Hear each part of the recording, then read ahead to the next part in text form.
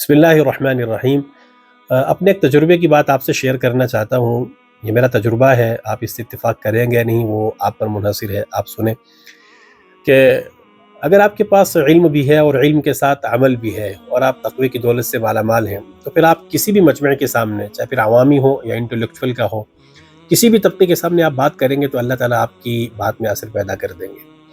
دراصل میں یہ بات اس لیے کہہ رہا ہوں کہ ہماری ریاست کی عظیم علمی شخصیت مفتی نذیر احمد صاحب قاسمی دامت برکاتہم العالیہ کا جو ابھی تاجدار مدینہ صلی اللہ علیہ وسلم کانفرنس میں جو بیان ہوا ہے، اس پہ آپ غور کریں، کیا نہیں ہے؟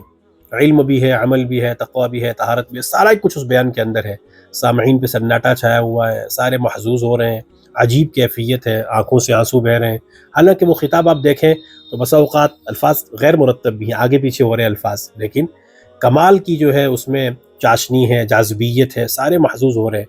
تو اس سے پتہ چلا کہ چلا چلا کر کے بولنا، زور زور سے خطاب کرنا اور ہاتھ ہلانا اور مجمع کو ابھارنا، اس کی ضرورت نہیں ہے۔ اگر آپ کے پاس علم کے ساتھ عمل ہے اور تقوی طہارت والے ہیں تو اللہ تعالیٰ آپ کی بات میں اثر پیدا کر ہی دیں گے۔